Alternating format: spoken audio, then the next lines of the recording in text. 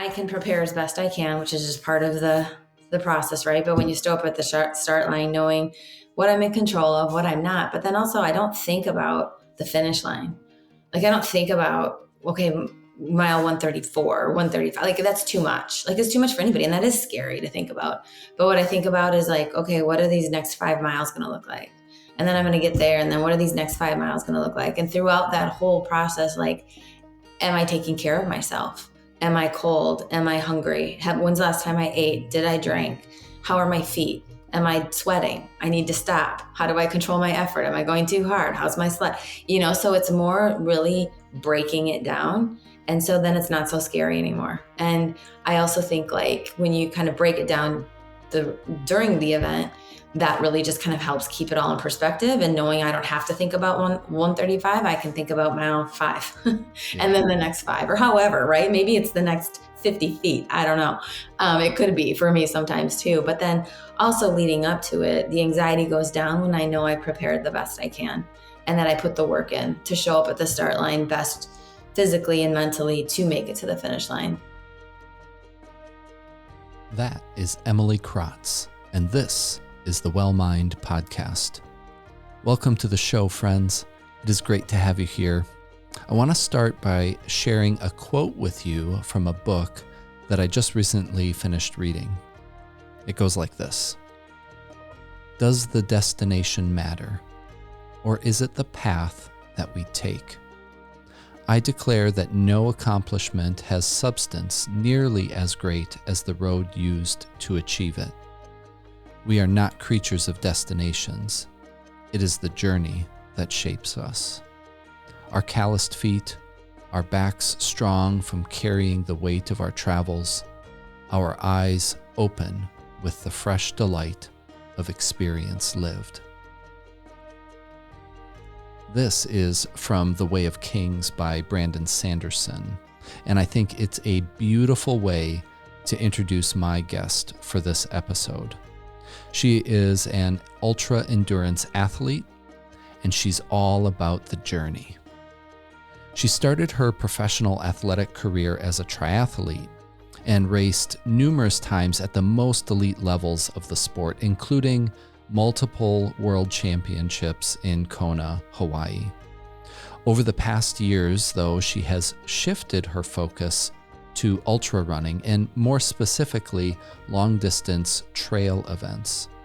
She's completed some of the most challenging events here in the US and abroad, like the Bigfoot 200, a 200-mile race through the remote Cascade Mountains in the Pacific Northwest. She's also completed the Marathon des Sables, a 6-stage 256-kilometer race through the heart of the Sahara Desert. Recently, Emily took on a new challenge, the Arrowhead 135. This is a unique event even in the ultra running community, and we discussed the specifics of the race in our conversation, but what I can say is that this is an epic race in northern Minnesota during the dead of winter in January, where runners cover 135 miles in a point-to-point, nearly self-supported fashion. This was Emily's first time running Arrowhead, and she won. In our conversation, we explore everything that went into her physical and mental preparation for the race, her mindset, and her resilience in the moment to get this done. We chat about taking on big goals, facing fear and anxiety, and building confidence through sport and in life. I hope that this conversation is a source of inspiration for you as you take on big goals and persevere in the face of adversity in your own life. So, here is my conversation with Emily in episode 41, The Journey. Emily Kratz, thank you for joining The Well Mind. I'm super stoked to have you on the show today. Since we scheduled it, I've been really thinking a lot about this conversation and kind of getting my mind around some of the topics that we're going to chat about. But more than anything, I just want to express my excitement and my gratitude for you. Yeah, Ben, thank you. Yeah, thanks for having me. The stoke is high over here too. It's always fun to talk about things we're passionate about and love pursuing. So I'm excited to talk with you. Yeah, yeah. So this conversation really was prompted out of this really amazing Instagram post that you made.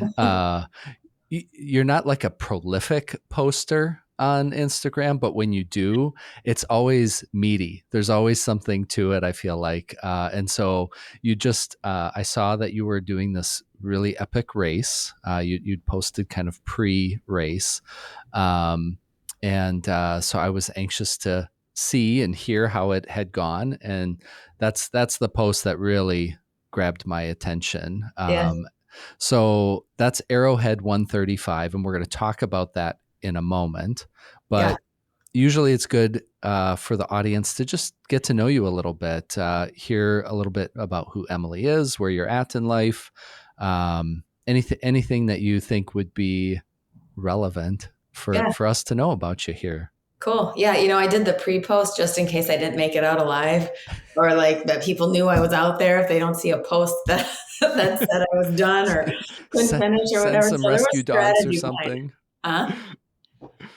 Yeah, it was there was some strategy behind that, but no, I'm just kidding.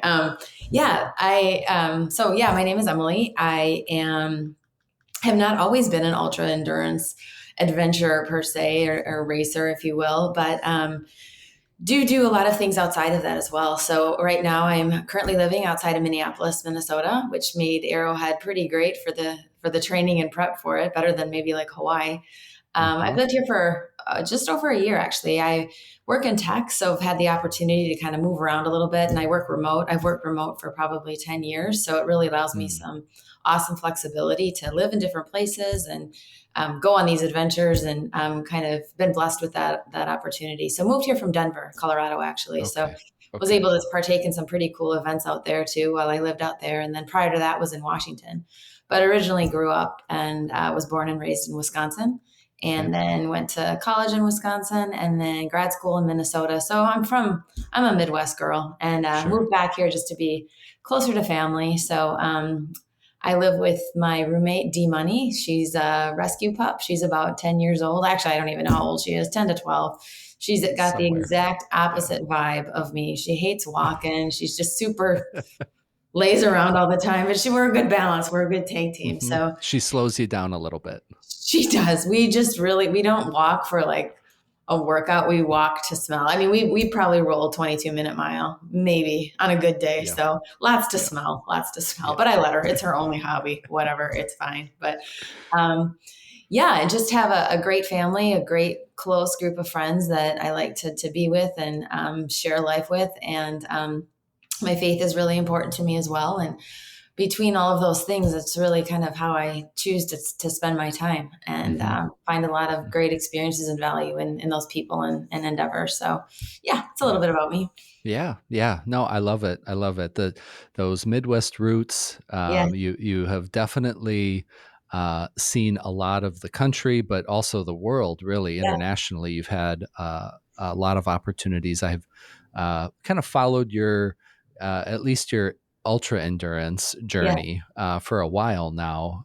So I know. Yeah, you've been all over the I place, and we have. can I've been very maybe blessed. yeah, chat about some of that. But I Yeah, mean, and then too, I mean, you were working the remote life before the remote life that was even was, cool. Yeah, I yeah, was but a trendsetter. yeah, totally, totally. Yeah, So you can claim that too. I do. Yeah, Uh, absolutely. yeah, yeah.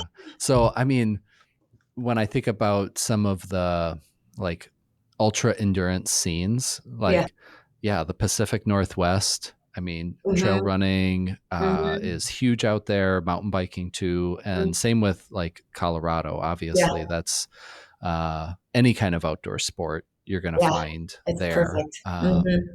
But you said Minneapolis now for about a year, Yeah. right?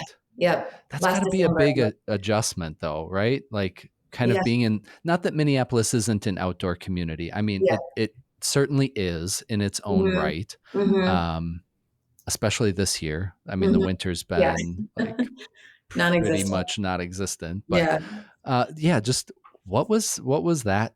big change like of kind of coming back to, Yeah. this Midwest situation after being in, you know, Yeah. Washington and Colorado? Yeah, the draw of Washington and Colorado is pretty obvious for people that like to play outside. There's just limitless opportunities and trails and experiences and all those things, which I was able to take advantage of pretty well when I was out there. Met some great people along the way, and um, through all that, I love being outside and participating and doing the thing. But I also really realized how important, my family was and my friends that are here, the friends that I've had since high school, and my Mm-hmm. nieces and nephews that I don't get to see that often. And, as I think about the choice we all, I guess, have on how we want to spend our time, knew that was more important to me than the trails of Colorado. And as hard as that was for me to give up and that whole like lifestyle, per Yeah. se, that I had out there, it felt like coming home and it felt like the right thing to do. And I prayed a lot about it and just really wanted to be more a part of the people that I care about lives more on a Mm-hmm. consistent basis. So Mm-hmm. um, I still kind of, have some FOMO about some of the things that I miss out on per se when it comes to, all of the cool opportunities that those other places provide. But there's a lot of really cool opportunities here too. And Yeah. so it's just kind of like Arrowhead, right? Like there's a lot of great local things that are really cool that I can also, participate in and meet people I can meet and things like that. So it's more of just like, I think for me, like just grow where you're planted. Right. Mm-hmm. And for right now, I'm planted here and maybe I'll be here forever. Maybe I won't. But while I'm here, I just really want to, be a part of the community and take advantage of the cool things that Minnesota and the Midwest offer too, because, we're not so bad as well. So it's just kind of the choice, I guess, to Yeah. make it great. And I think, it's great. And I'm making that choice. So Yeah. it's not terrible. No, no. Yeah. And I mean, very clearly, who you're spending your time with Hmm. is paramount for you. Yeah. And sometimes the what becomes then secondary. And it's Yeah. like, well, yeah, you can get on some pretty awesome trails really anywhere in our country. I mean, there Yeah. are very underrated areas of our country that have Hmm. amazing trails, Totally. that I've experienced too, and so I definitely appreciate that perspective, because yes, like you pointed out, people that like to play outside, those are obvious choices Yeah. that draw a lot of people, but and that was me last year. I've been in Minnesota now since 2018 is when Okay. we, and I say moved back because I went to undergrad school here and grad school and things like Okay. that Yeah. too. But we moved back in 2018, and I was still looking elsewhere for Hmm. adventures, for races, for Hmm. vacation, all of those kind of things. And it wasn't really until COVID where it was like, well, I need to explore my backyard here Yeah. and see what there is. And so it was actually just last year that I did like a real significant race Yeah. here in Cool. Minnesota for the Yeah. first time.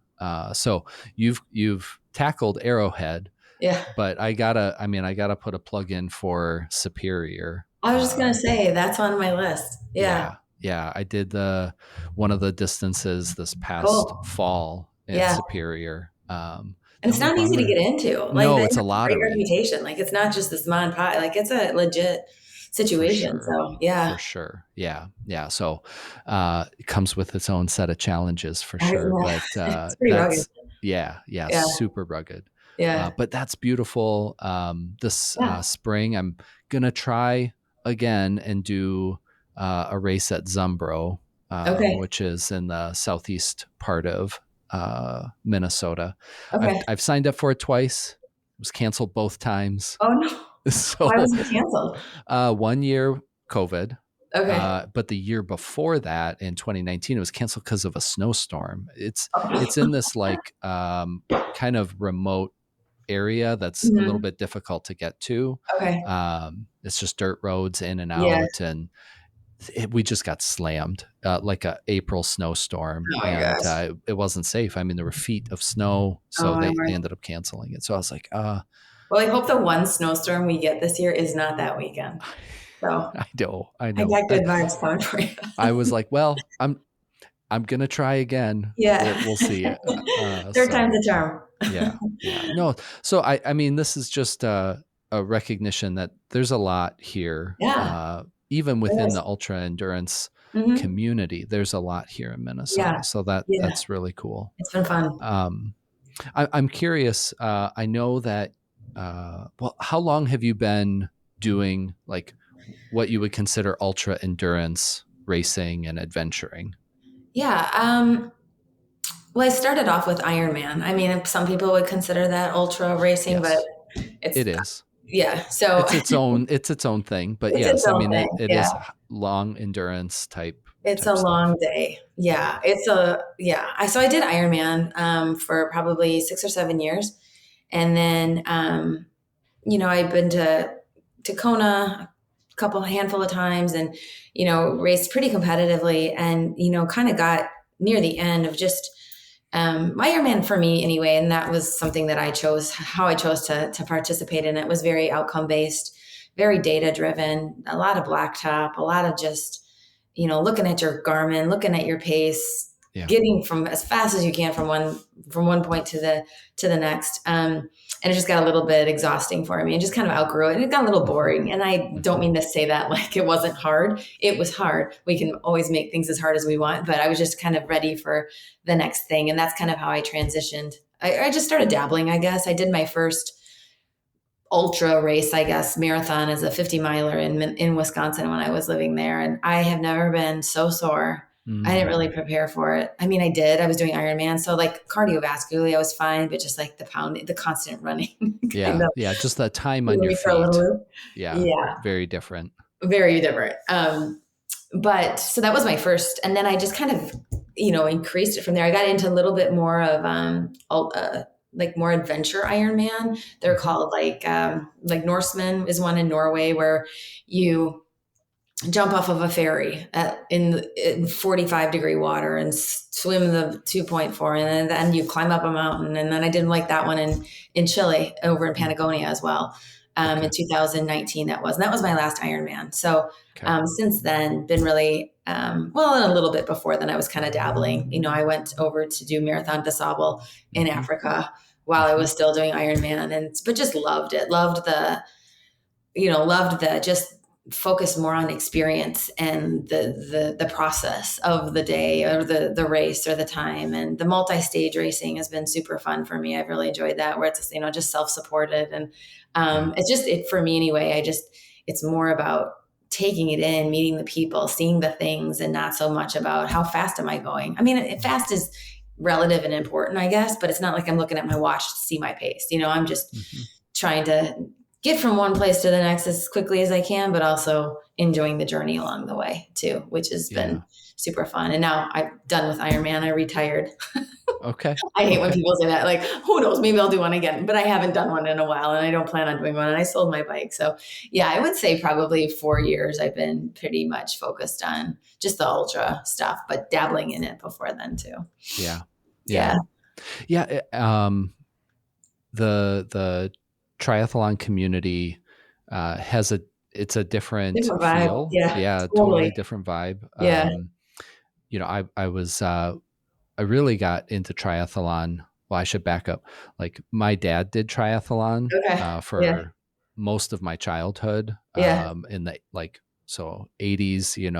He was rocking the big 80s shades and Nice. Those stuff are like back that. now too, Oh, I probably. know they are. It Yeah. all comes back around. Yeah, it It's does. just in cycles. But Yeah. um, so I watched him race and things like that. And Yeah. I was a ball sport person, Okay. like through high school and Yeah, a me little bit too. of college. And I like the team aspect Mhm. of things and that camaraderie. And but then, yeah, I was living in Florida, big Mm. triathlete community Mhm. there, Mhm. and just that's where I really kind of got into that and Yeah. found it. But I always hated running. Like Oh, running was like the worst part of the discipline for me. I'd rather spend way more time on the bike. yeah. But it's very metric Yep. driven for sure. Mm-hmm. And that takes a different mindset. Mm-hmm. You compare that to trail culture, Mm-hmm. and I mean, it's not that people aren't crunching the numbers. I Yeah. think there's plenty of evidence, but the feel, the vibe, like you said, Yeah. is totally different. So, what you said you were a little tired of Ironman Yeah. and kind of drawn. So, what drew you first, moving from one kind of pursuit that was very outcome based to Mm-hmm. something that is more journey focused? Mm-hmm. I think like for Ironman, it was still a little bit journey focused for me too, but I also, like I mentioned before, just staring at the numbers got a little exhausting for me. And it was, not that I wasn't challenged by it, not that I'm not challenged by the endurance stuff either, but I think it gets back to just like the vibe and what I wanted personally to get out of it. And I Yeah, think for me, I got out of everything out of myself that I wanted to with Ironman. I didn't sure. have the intrinsic motivation to want to just continue to go down that road. And some people do, and sometimes that never goes away, which is awesome. But for me, it was just like I was more intrinsically motivated to be outside and experience the trails and maybe more of the ultra type challenge and pushing my body a different. I knew I could complete an Ironman, right? I knew I could get there, and it wasn't about completing it anymore. It was about how fast I can do it. And some of the ultra stuff, and especially like the lead man and some of those other things I did when I first signed up for it or heard about it, I was like, I don't even think I could do that, you know? And so it was just too like, wow, I don't know if I could finish. I actually had that thought with Arrowhead. And that's the Yeah, kind of thing that I'm a little bit more drawn to, of like the unknown of like, okay, this presents a whole set of different challenges and learning opportunities and like things to kind of figure out. yeah. And that was more appealing to me than something I've kind of already knew and Hmm. kind of figured out, if you will. Hmm. And not that I could probably still have gotten a lot better at Ironman, but I was more interested in figuring out how I could grow in the endurance space, both mentally, endurance running, adventuring Yeah, space, mentally and physically. yeah, And I'm still figuring that out, which is kind of fun. So maybe I'll yeah, never figure it out, but yeah, yeah. If you yeah, crack the code, let me yeah, know. yeah. I'll let you know. Send you a note. No, well, and that's a good point. I mean, I loved my time in triathlon. Yeah. I have not sold my bike. I still have it. Okay. I So you're mean, saying there's a chance.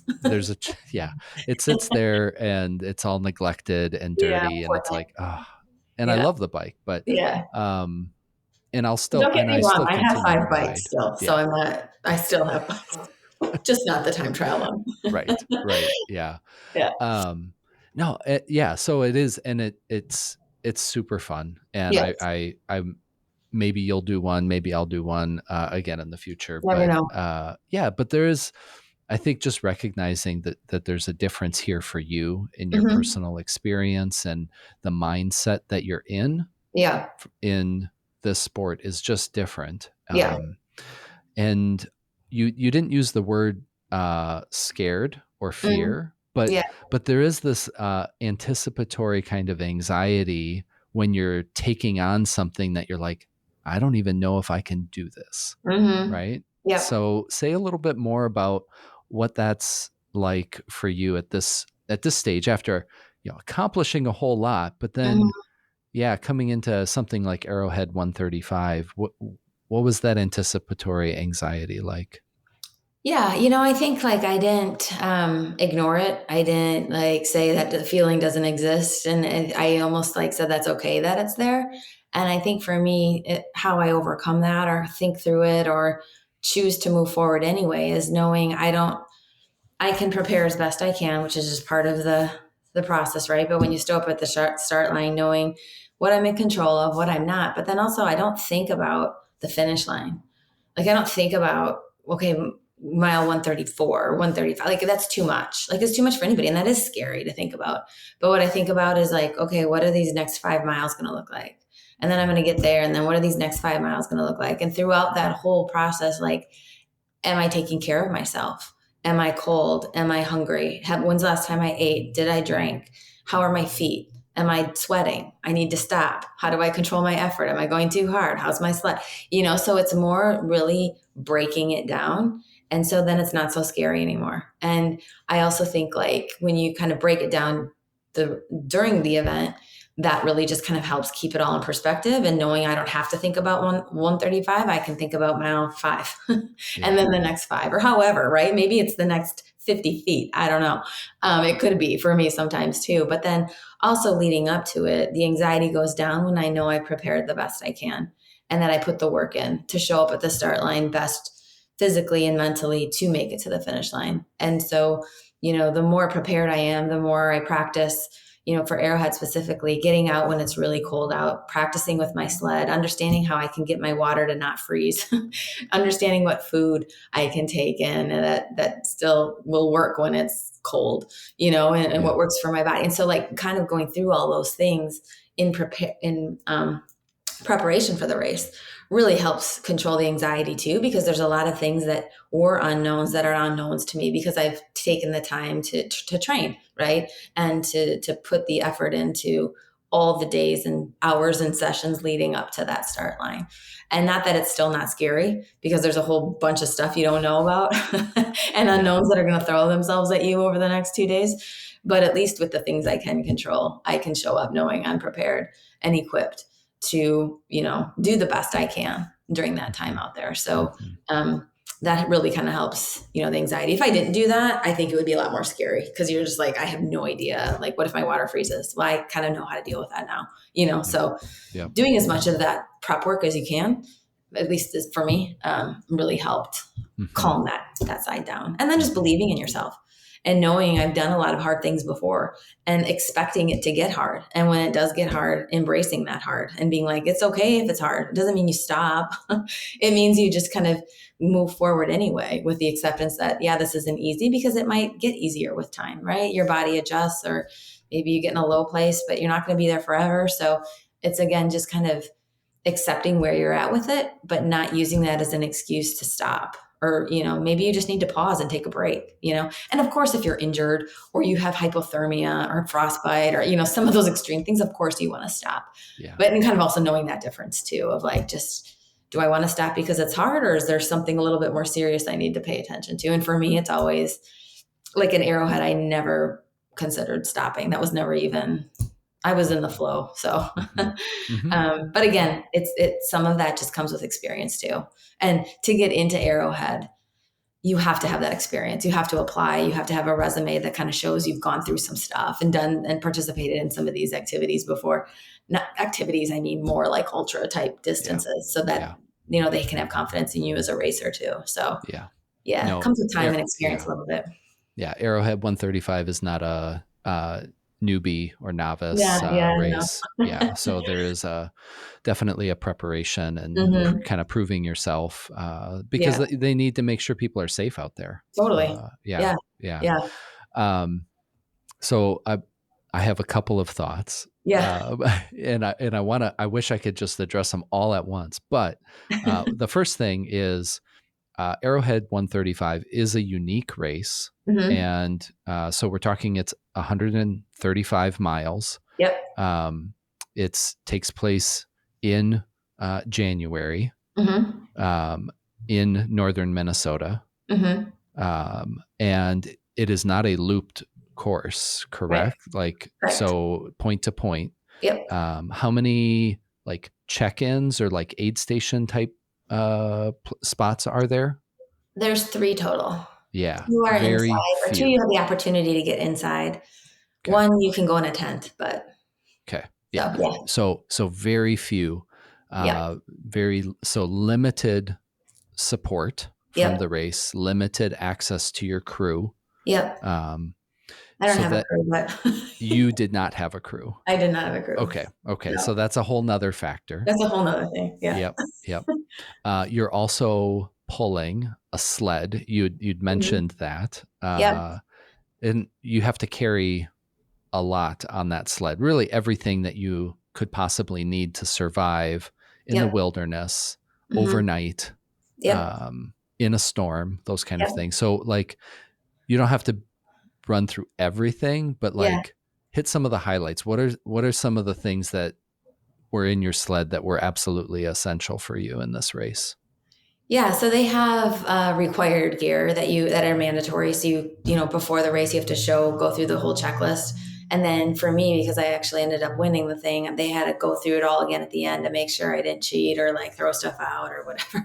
But Mm-hmm. so they're very strict on that. And that's to your point where if something were to happen to me or I couldn't go on, you have to be ready to stay out there for 6, 8 hours for somebody to come get you on a Yeah. snowmobile or whatever. So, it's important to have those things. I think for me, like I had to have a -40-degree sleeping bag, which I didn't use because I didn't Okay. sleep at all. But that was a bigger ticket, like huge. It's huge because there's just Yeah. so much stuffing in it. And that took up it wasn't that heavy. I think it was about 5 pounds, 5 pounds maybe. Okay. But so this is a big sleeping bag. I had to have the ability to carry over 62 ounces of water so like a big hydro flask because those don't freeze.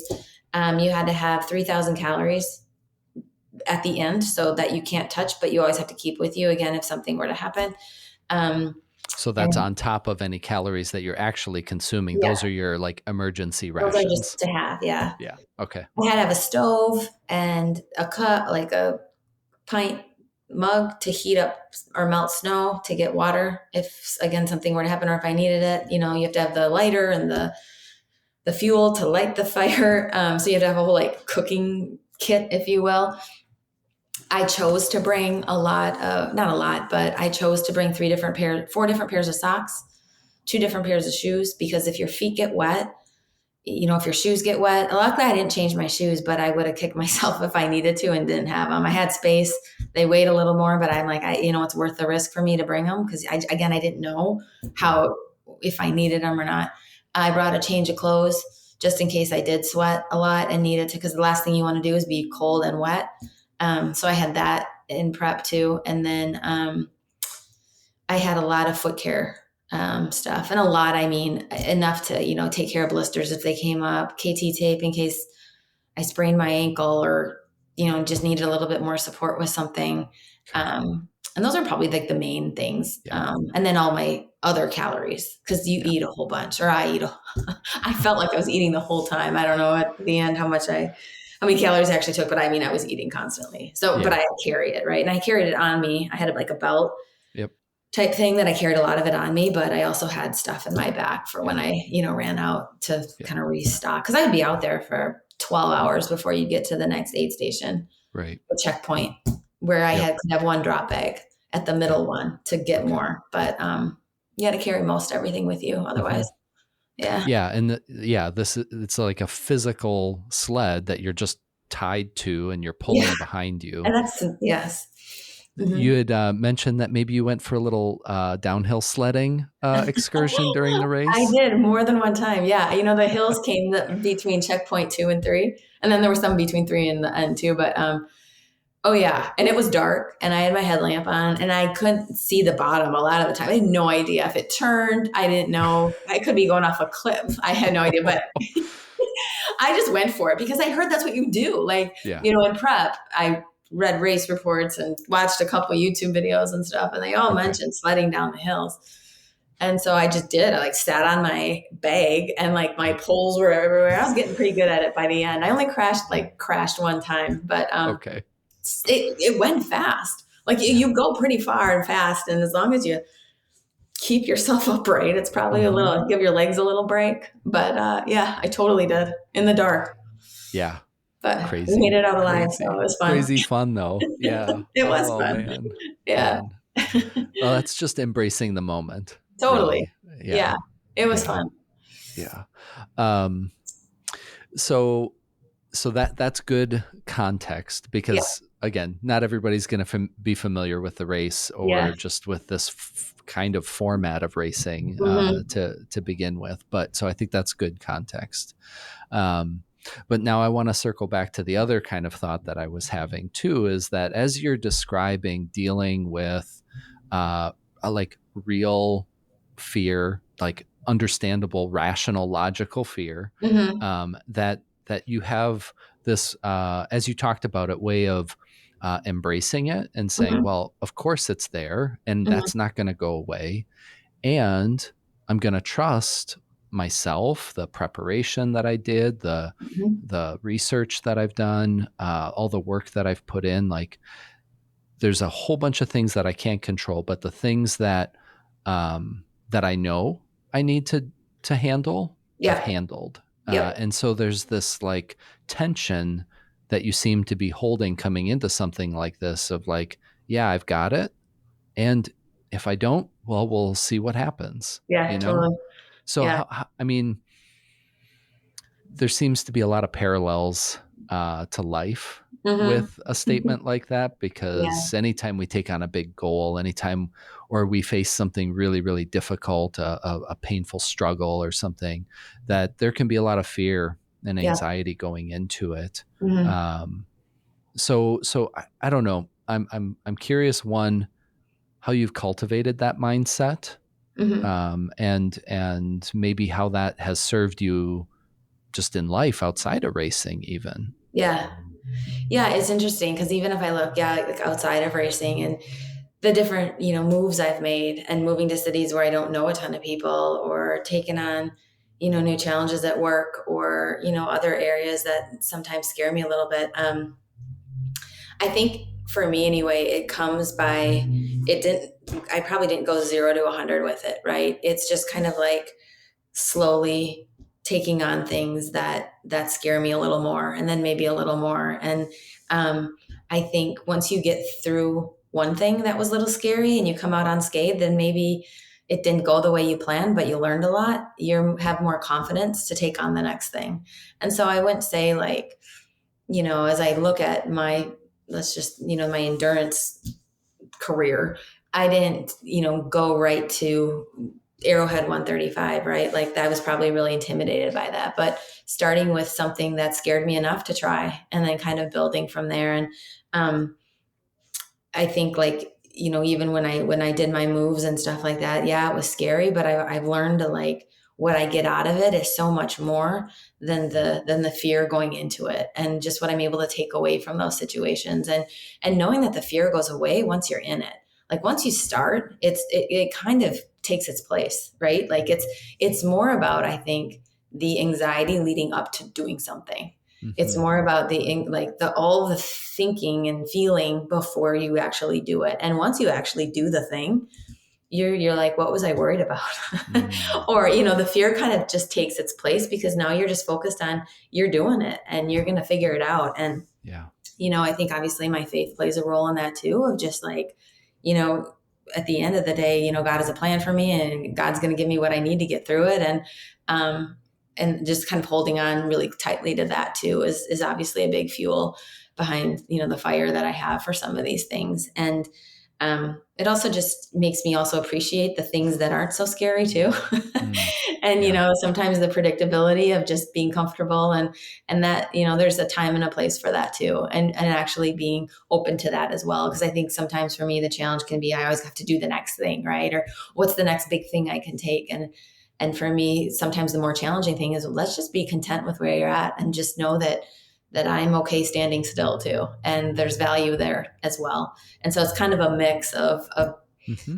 embarking on big things, but also being appreciative of the smaller things too along the way. Because at the end of the day, that's life, right? Like that's what we're doing every day. So Yeah. um, yeah, I think I've just been blessed, even in things and challenges that I've had in the past that I've been able to use those to take on bigger things and some of the lessons learned along the way. And Mm-hmm. at the end, you think, you're in a hard spot, but looking back, it's actually a really great blessing that you can use to do the next thing. So, Mm-hmm. and Mm-hmm. just having the confidence, I Yeah. think, to do it. Or Yeah. understanding how you can nurture that within yourself and what's important to you. Because if it's important to you, you'll do it, right? Like you'll find a way. Mm-hmm. And so, and if it's not, that's okay too. Like giving yourself the permission to not do the thing that scares you if you don't actually really want it. So being picky and prioritizing those things too, I think is important. And that comes from a place of really being personal or, looking at intrinsically what you want and not caring what everybody else around you does. Because if I told you how many people said I was ridiculous or crazy for some of this stuff. I mean, that's more of the tone than actually that's super cool, and to me, it's like, you can't have other people understand, your goals and your vision, and you just got to do what the things that you're passionate about and you want to pursue. And then it's a different kind of scary probably too. So that was a whole lot. So sorry if that was kind of all over the place, but Yeah. kind of No, I mean, there's so much to unpack from that too, yeah, because, well, yes, there are a lot of folks, maybe even listening right now, that are yeah, thinking, what? That is insanity. it isn't. Like I say it. It's, just walking through what some of these races are. yeah, And like, I mean, you were talking about the race in Africa, yeah, the Marathon des Sables, like that. I mean, we're on opposite ends of the spectrum in some yeah, respects as far as context goes, because that's a desert race. It's sandy, it's yeah, stage, it's hot, yeah, so you're dealing with all different elements. Like, so, I mean, there are extremes yeah, here with some of these adventures, with some of these pursuits, but I don't think that there's like a rank order here, or like, mhm, because I think everybody is taking on big challenges in their yeah, life, and some of absolutely. them they're seeking out, they're pursuing, they're making a informed decision to say, this is the path that I'm going to set myself on. Hmm. I'm really nervous about it. I'm scared about it. Other people are questioning it. Hmm. Um, and yet they're finding that kind of reservoir inside, that they have like a belief in Yeah, themselves. I can do this. yeah, You talked about your faith playing such a central role to that confidence too, that you've seen the blessings that God has uh, bestowed on you, both in the successes that you've had, but also in the struggles hmm, too. Um, so I want to go there for a moment too, because you have not finished every race you've ever started, correct? I DNF'd one time Yeah, in my whole, yes, yeah, yeah. yeah, So there's not, it's not this case, and I know this happens. There are some folks that they literally have completed every race that yeah, they've done, right? yeah, But that's actually far less often. yeah, And the fact that you, all of the things that you've done, that you only have one DNF, one did yeah, not finish, yeah, is super impressive. But I'm wondering what, like, even in that DNF, in that experience, and I don't know anything about that. hmm, I can't remember which race that was that you DNF'd. I was looking at your ultra sign up okay. beforehand, but what was it? It was Tahoe 200 back Okay. in 18, 19. Okay. Might have Yeah. been 19. So Yeah, 200s were still pretty somewhat new. It was my new. first one. Yeah. Yeah. Yeah. Hmm. And just even that distance in the trail scene is, I mean, that's something still that's novel for a lot of people. But Yeah. yeah, so like even in that experience, like what were some of your lessons learned or takeaways that have propelled you or motivated you going forward? Yeah. That was my first 200, and I kind of came off that year. I did a multi-day stage race in New Zealand in that spring, and a multi-day stage race, the ones that I do anywhere, are all self-supported. They're usually over the span of 6 days. You go about 250 miles. You carry everything you need for the week on your back except for water. So sleeping bag, clothes, all your food, all the things. So you're Yeah. carrying around like a 20-pound pack probably the whole time. Um, so I kind of went into Tahoe approaching it like it was a stage race in a way. And I won New Zealand. And so I kind of went into it with the mentality of like kind of the pacing I went, and just, in New Zealand, I'm eating 1,500 calories a day, because 2,000, because that's how much you're required to pack, right? So like it's just a different animal. And the Yeah. 200s are a completely different thing. And I didn't take care of myself as well as I should have, meaning I just didn't eat enough. I went too hard. The pacing was off. I respected the distance, but I don't think I realized how much you really can't race those things until the end, if you even can race them at all, at least for me. So, Sure. I just, Sure. I learned, and I learned a ton through that of Yeah. just don't think about the finish line. Cause into that race, I think I kind of was a little bit of just like, okay, how quick can I get there? And more of like, okay, am I doing all the things in this mile at this present moment to make sure I get to the finish line? Mm. And ever since then, I mean, my races have gone a lot better. I've done 200 since then, and it had a much better experience. So Yeah. there was value in that experience from Tahoe. And also looking back now, I probably could have finished Tahoe, because there was times in my 200s that I have completed feeling the way I felt at Tahoe, but I went anyway, but I just kept taking care of myself and my body responded. And so Mm. that's just like learning your Yeah. body too, Yeah. right? And like the capability you have. And just because you're not feeling great doesn't mean you stop. It means, what do I need to do to just make it a little better? And so, and that for me anyway was no sign to again quit. It Mm-hmm. was just keep going Mm-hmm. and having the confidence in my body that it would come around. And I Yeah. also prepared a lot different for the other two as well. Just a lot more things that would set me up for success, which I learned through Tahoe. So Sure. um, Sure. yeah, it was a Yeah. lot. Yeah. And I mean, that's just a beautiful thing, because you Yeah, learned some like specific things for yeah, the 200-mile distance, but it yeah, was also really a lesson in patience and mindfulness too. totally. It's like Yeah, there's so much time that you're out so there much. that Yeah, it's like, okay, what's going on, yeah, and how can I address this? yeah, And it might take a little while, yeah. but that you can persist in that, be Hmm. patient and be Yep. mindful. Yeah. And so, I mean, because you've been problem solving in races, probably from the get go. So it Yeah. really wasn't an issue of problem solving. It was, yeah, it brought this mindful awareness and patience that, Hmm. well, maybe, triathlon doesn't foster patience. That's Yeah. for sure. No. So, no, but see, so that's a beautiful thing here, that even in Yeah. those situations where things don't go the way we want them to or intend them to, or something happens that we weren't expecting, Hmm. um, that there's a opportunity in Hmm. that as well, an Yeah. opportunity to grow in some area or develop Yeah. I think a one new thing that I sense of always think awareness. of too, of like, and I do some coaching on the side, but it's the word comma.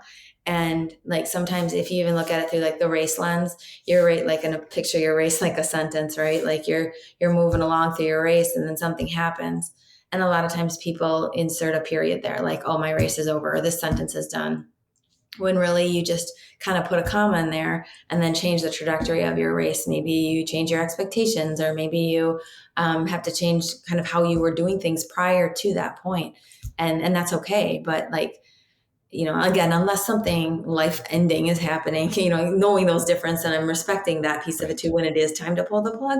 But if, you're healthy and it's just a mind thing, it's just like, what do I need to change mentally then to just continue to move forward? And, having that comma there is just like, okay, your sentence, your race isn't done here. It's just like, we're going to just change maybe how we thought it was going to go, or maybe get back to it, but not Mhm. ending it, Yeah. So, Yeah. Yeah. I yeah, love that. I love yeah. that um, a shift in perspective in that Hmm. moment, Hmm. rather than it being the end, it being a pause point. Hmm. And I Yeah. think too, when you start expecting things to go wrong, and not from a negative lens, and being like super pessimistic about your experience, but also respecting that it's probably going to happen. These are really long events, and these are really long time for everything to go perfectly. So knowing that something's going to pop up, and when it does, you're kind of expecting it. And if it doesn't, awesome. Like, that's great. Like Sure. Arrowhead, not too much went wrong for me, which is really a great blessing. But a lot, and it wasn't perfect either, but kind of expecting those things to happen too. And Yeah. again, mentally being prepared for that, because a lot of it, I'd say 98% of this stuff is mental. Yeah. Your Yeah. body will get you there. Yeah. So um, I mean, so it sounds like Arrowhead went, I mean, it did go really well. Hmm. You had thrown out a stat, I think maybe in your pre-post, that maybe rookies, first timers, it's like a really low, like 15% Yeah. finish rate. Yeah. Now you experienced a very different outcome in Yeah. that you were the first female finisher. Mhm. first time out of the gate, Yeah. and you I didn't win. know So I any mean, better. huge kudos to you, first of Thank all. I you. mean, what an amazing accomplishment. Yeah, thank you. And I know at the same time that there were probably some hard points out there. Mhm. And so when you're feeling low, or whatever that looks like for you, a bad spot, Mhm. you know, how do you mentally, I mean, you've already shared a little bit about the comma piece, and I think Mhm. that is a mental strategy, but Mhm. wh- how do you approach those points personally for yourself?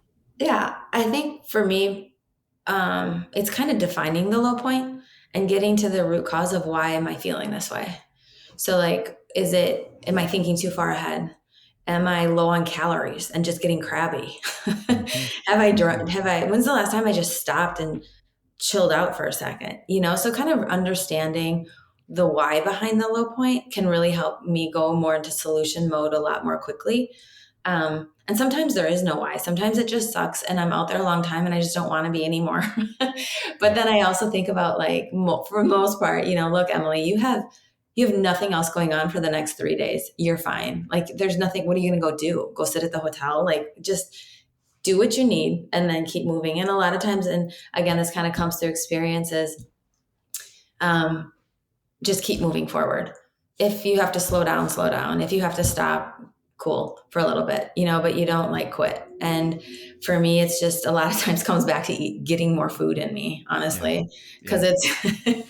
it's a food thing. And then if it's being overwhelmed, it's thinking too far ahead, and then doing a better job of making more mini goals along the way, which is probably true with any time you think about a behavior change or anything in life, really, right? Like sometimes the end game is so overwhelming that you stop before you even start. Mhm. But if you kind of break it down, even in the middle of a race or in the middle of anything hard, that can really help make that a lot more realistic because you're focusing on the next thing and pretty soon you're closer, right? And Yeah. closer. And not that it's not going to be hard, but you you've so invested in it that you really want it to happen. And I was invested probably from the start line of any race I undertake of like, I will finish, like I will do it. And Yeah. so it's just a matter of how I can make it as, as great of a process. And then I think too, finally, being really grateful for the opportunity to be out there because I think about there's probably a lot of people that wish they could do what I do and don't have the ability or the freedom or the chance or they have a lot of other commitments that they have to be committed to not that prevents them from being able to do this. So I'm really Yeah. just grateful too, and I Yeah. think that goes a long way too of just understanding that, acknowledging it, and really, hey, God given me this opportunity, and not only the opportunity but the ability to do it, and I'm just going to do the best I can with it. And sometimes that leads to winning the thing, and sometimes it means to not, and that's okay either way because it's like you do the best you can. Yeah. So, um, Yeah. I love it. those- I love yeah, it. Yeah. I mean, that's gold. I yeah, appreciate it, Emily. Well, and it parallels so well just with life. I mean, yeah, it really totally, does. And yeah, you'd be surprised what a good snack will help right. in A terms of our snack and a mood, nap, right? I know. Jesus It's ate so and true. also took naps, so Yep. Yep. yeah, Yep. He's like, I need a break. I'm gonna I go lay do. down for a Yeah, little bit. yeah, and that's Um, okay. yeah, yeah, for sure. Yeah. Yeah. But I mean, I love Snickers when I'm out on the trail, but I can't Mm-hmm. imagine trying to eat a Snickers in Arrowhead. It would be frozen Yeah, solid, I'm you're gonna have sure. money So it teeth just left. chip my tooth. So Yeah, you got what to get them. You got to break it all down into bite-sized stuff, and then just let it sit in your mouth, and then it that's the melts. secret. Okay. So when Okay. you sign it, like when you do Arrowhead, just give me a call. I'll walk you Okay. through. I'll walk you through This all is the secrets. this is not a commitment for sure. Oh, I'm that's not funny. ready for that. I got you though. Yeah. Thank you. Thank Yeah. you. Um, so there's an aspect to taking on some of these pursuits that is clearly really meaningful to you. Hmm. That you derive a sense of joy and gratitude and satisfaction Hmm. from this. But I'm curious how you would describe like what that meaning is. What is that purpose that you derive specifically from just the process of undertaking these big, audacious physical endeavors? Hmm.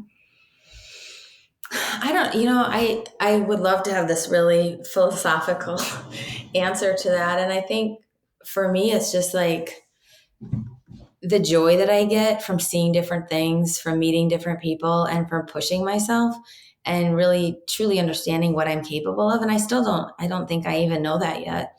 I love being outside. I think, as individuals, we're all gifted in so many different ways and have so many different talents which makes life even better, right? When you're surrounded by people that are just all good at different things or enjoy different things or pursue different things. And for me, I was just able to find that thing that lights me up.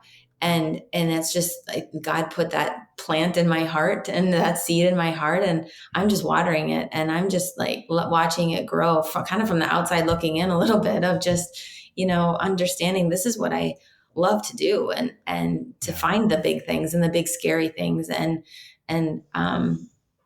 try.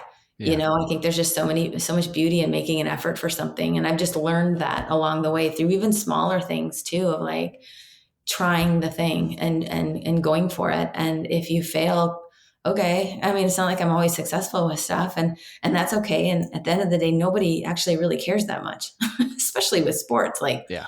okay, nobody cares Yeah. more than you do. But what did you learn along the way? And are you willing to try it again? And then learn more along the way. And maybe you keep failing, but you keep showing up and trying because you care. And it's just something that I've always just really cared about.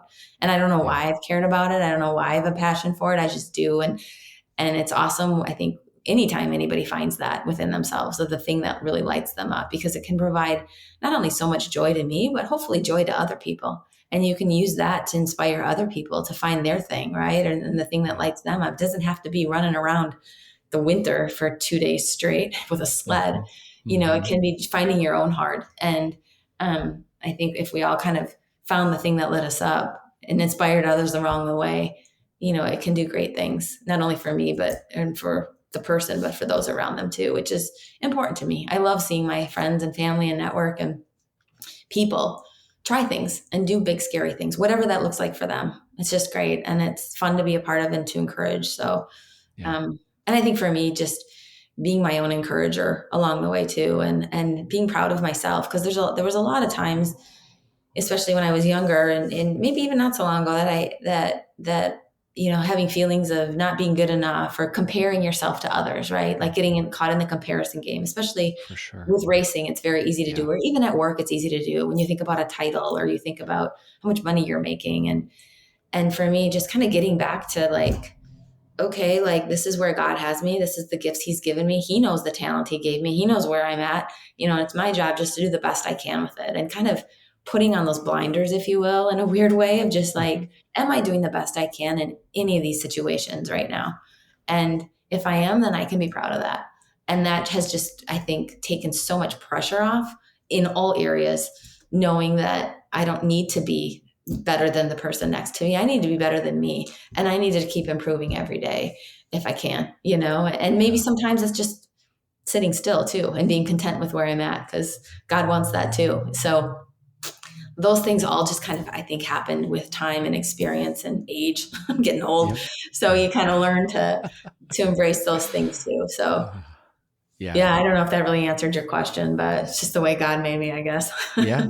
Yeah. No, it's beautiful. Yeah. It's not a simple question, so it can't be a simple answer. Yeah. It's multifaceted. And right now, that, like you said, that this, so much of this space that you're in, while you're training, while you're racing for these kind of things, it's a space of self discovery and Mhm. exploration and growth. And there's almost a sense of like responsibility. It's like, yeah, you've been gifted some of these abilities, but you're being a good steward of them, in that sense of Mhm. like, well, I'm gonna take this wherever it goes, Mhm. and I'm gonna learn as much as I can along the way, Mhm.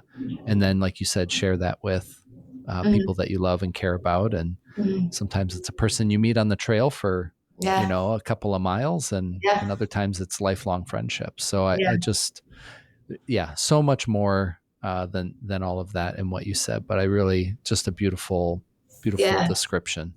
I think too, like it comes back to not only for me, but for anybody, like the attitude you choose to have, because at some point, God could take this away from me, or I'm going to get to be 80 and I'm not going to be able to do this anymore. Or maybe even tomorrow, I won't be able to do this anymore. So how would that change is there other things that I would be willing to try and to like, and invest in? And so Mm-hmm.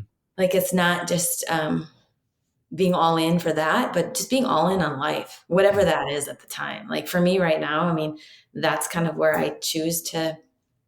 And quite honestly, sometimes I feel like it's because I don't have anything else going on, so I might as well. But like also keeping it in perspective. It's a very selfish pursuit. I'm out there a lot by myself. It's a lot of time. It's a lot of commitment to that. But also, how can I use that to your point of helping and encouraging others along the way? Because that's how I can kind of give back through it. Since I, do take a lot of time to do this. But Yeah. um, Yeah. yeah, it's kind of a lot Yeah. to it. But You mentioned something that I didn't know, and that's yeah, that you do some coaching on the yeah. side. You said, Mhm. say a little bit more about that. I'm curious. Yeah. It's not like coaching, like here, run 6 miles today, then do 12. It's not like so much the exercise coaching as some might think about. It's more partnering with people to help them, as I mentioned the word comma before, kind of how and when to insert their comma if need be, and how they want the rest of their sentence to look in whatever way that is. It could be through endurance sports, it could be, through other areas of their own personal well-being. So it's really helping them look forward, helping them, identify their own priorities and what's important to them, and how to pursue that. And so it's a much more looking out the windshield than the rear view mirror. Yeah. Obviously, considering a lot of things that they've gone through, but also using that to propel them forward, and really tapping into the why behind what they want to do, and tapping into that intrinsic motivation to do the thing, as we talked about, that's important to them. And hoping I have some experience with that as I continue to go down. And I'm no by means an expert in it, but feel that, it just sometimes people need a partner and, Yeah. and a coach and somebody to be maybe a half a step ahead of them to Yeah. keep them on track. So I yeah, think it's been most very of us rewarding and do. fulfilling. Yeah. Me too. Yeah. Yeah. Yeah. So I yeah, think it's been that's the fun. truth. Yeah. Um, you've got something big on the horizon, even Mm. though Arrowhead, you were talking about like, success and practicing contentment in this. But again, like I said, I was snooping on Ultra Sign Up, and I see Cocodona Yeah. is on the horizon. Uh-huh. That's a later year race, correct? It's actually in May. Oh, it So is. it's coming in That's hot. an Yeah. early. Okay, all It's right. coming. I had it. I had it backwards. I I have was another thinking that one was later at in the the year that end. I can tell you about, but yeah, this Okay, one's in May. this Yeah. one's in May. And have Yeah. you done Cocodona before? I haven't. No, this is a Okay. new one. I hate Yeah. repeating races. I haven't repeated on many Oh, races. okay. Kona's probably the one I've repeated the most. Sure. But yeah, Yeah. Cocodona we know. Yeah. Yeah. And that's a 250-mile race Yep. as well. And it Mhm. is a point to point Yep. race through much of Arizona. I, I'm familiar. I love Arizona. I'm Okay. familiar with the race. I think it looks absolutely beautiful. Yeah.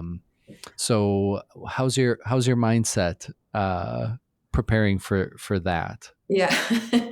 Well, during Arrowhead, I won't lie that I didn't think, I wonder if I can defer it a year. Like, I don't know why I was thinking about that, because I was like, there's no way, right? Like, and then of course a couple hours later I'm like, that's fine. Um, so it's You kind of had a twofold. snack and you were Yeah, I fine. had some Yeah, cookies and we were yeah, good to go again. I'm like yeah. thinking about the other four 200s I'm going to sign up for this year. No, I'm just kidding. Um, yeah, I took 10 days off after Arrowhead to just kind of sleep in a little more, not run, not lift weights, not do any of that stuff. Um, I'm actually going to be heading out to Arizona. I got an Airbnb there for 3 weeks Okay. in Prescott, which is kind of the halfway point. And I haven't really ever done this before, but for me, being in Minnesota, one of the more challenging parts is, there's just not a lot of terrain that kind of mirrors Arizona, For sure. especially in March and Yeah. April. Yeah. So I'm going to head out there and just take time to run on the trails out there. I usually, I've learned through really in the last year what my body can handle relative to mileage. And so going to put some bigger miles in out there, maybe do rim to rim to rim again out in the Grand Canyon one of those weekends, and just bigger back-to-back days where I can get some vertical and elevation gain and kind of just to be out where it's warm and fun. So I've never been to Prescott. It'll be fun just to go explore I've been to Arizona before, but just kind of explore some of those trails. I did a 100-miler in Arizona last January. So I've been out there, but it'll just be kind of fun to just go train and have it be race specific, which is important. I think not so much to go, relative to the outcome, but just to enjoy the experience more because you're prepared. Like your legs will be able to handle the downhills and again, kind of set you up for success relative to at least the elements. So and then I think I'm also going to be I like to do fundraising sometimes with my bigger efforts. And when I did Bigfoot 200, I partnered with the Navy SEAL Family Foundation. And I've done a lot of that work in the past. I really have a big spot in my heart for our veterans. So the Family Foundation really supports the Navy SEALs, but also their families, active and retired. And so I might actually be able to run with a few Navy SEALs as part of my crew, which I'll be in good hands, but then also some family members. So we're kind of figuring out those logistics now. But for me, it really helps bring to light a great organization, but then also gives me more motivation during the race and during the prep into that, knowing I'm doing it for something bigger than just myself too. So kind of keeps things all in perspective, if you will, and always appreciative of the freedom we all have to be able to do this stuff because of people like the Navy SEAls and other vets. So more to come on that, but that will be really So fun. it sounds like you're going to be partnering with that organization again for Cocodona this year. Yep. Awesome. Yeah, it'll be good. I'm excited. Well, as soon as that kind of information is available, send me the links and things like that, because I'll absolutely attach that to this episode. And cool. so as people are listening, then if they feel moved to be able to support that or follow your journey at Cocodona around the corner too, they'll have the opportunity they can watch the tracker and be like, whoa, dude, I think she needs a snack. She's moving kind of slow. Give the girl a cookie. And that's the interesting thing about Cocodona is that they do a live stream for the race. Isn't that insane? I know. I mean, it's like I went to bed, got up. I know. 2 days later, they're still out there. Yeah, it's crazy. I can't believe they do that. Yeah, when I did Bigfoot, it was so remote and so rustic and so much. I think we climbed almost 50,000 feet. And so it just took forever. You're in the middle of nowhere. And so at least for Cocodona, there's cool towns along the way. So it'll be a lot better experience for my crew. So I will have a crew for that one, but it'll just be a little different experience, which will be fun. Yeah. Bigfoot's, I think, one of the most remote of the 200s. It has to be. It is in the U.S. at least. Yeah. And then you said you had something else coming later in the year too. Yeah. So it's kind of funny. When I go and do these adventures, I did a multi-day stage race in Iceland last August. Okay. And meet a bunch of people from around the world, always at these things. And I met a gal from Italy, and she owns a company and is a main sponsor for a race called Tour de Jance, which is a 200+ mile race out in the Italian Alps in September. Okay. And she offered me a registration slot to go do it or whatever. And I'm all, of course, when I always just say yes to stuff. Like, yes, I will do that. That's how I started this whole thing. I just said yes to this thing. And I mean, I went to Africa because some guy I met in Costa Rica told me I couldn't do it because I was a girl. So I signed up for it and then I went and beat him. So like, this is just how I'm like, yes, I will go do that. There's also a very fierce competitor inside of you, Emily.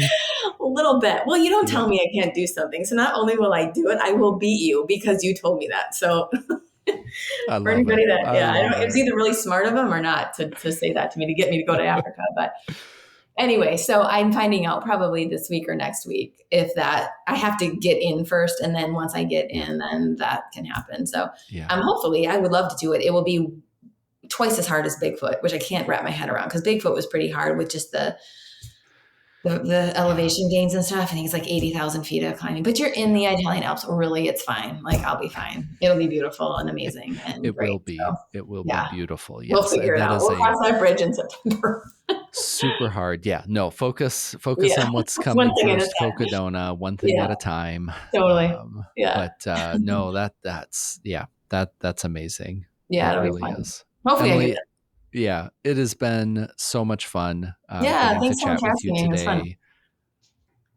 Yeah, hearing about your experiences, sharing about all the insight and growth and learning, and I know that that journey is just going to continue for you. I'm stoked to follow along with Yes. it. If people do want to hear more about your story, follow along. I know that you have some social media presence, like I said on Instagram. I can link that Yeah. in the show notes. Yeah. Anything else you wanna share in terms of ways of contacting or communicating or following along? Yeah. Yeah, probably Instagram's The the best. best. I'm on Facebook too, but I kind of link them. So Okay. either or is fine. I'm not a huge Yeah. poster, as you said, but hopefully when I do, it has a little beef behind it. I've learned to, maybe I'm getting old, just kind of cut back on social media in general and Sure. focus on all the other things I really care about. But I do go out there. So, Yeah. and I do Yeah. post because I know it's great for me too. And when I'm 100, look back and be like, oh, that was fun. I remember doing that. And kind of, it's a cool way to I think, store your memories online. Yeah, So yeah, it's a Instagram's little bit probably of the a best. catalog in that Yeah, sense, totally. for sure. Yeah. Yeah. All So right, awesome. I'll link cool. that. Awesome. When you get Cocodona fundraising, all that kind of stuff set Yeah, I up, will please for share sure. that with me. I'll Okay. add that, even if it's after the fact. I'm sure we'll get this episode out pretty quick. But Yeah, I love yeah, that. Thank you. yeah, for sure. All right, Emily, thank you so Cool. much. Yeah, you're welcome. Thank you, Emily, for joining me and sharing your experience and growth with the Well Mind community. Many thanks to all of you for spending your time with me today. That was so much fun. I really enjoyed this one. If you enjoyed our conversation, please check out previous episodes, click rate and subscribe through your podcast app, and let people know about the Well Mind podcast. Share the episode with someone you think might enjoy giving it a listen. Spread the inspiration around. Please check out links in the show notes for links to the resources from my conversation with Emily and ways to get in touch with her if you want to. And finally, big thanks go out to the staff here in the Bethany Lutheran College podcast studio for all that you do to make the Well Mind possible. Thanks again for listening, and until next time, be well.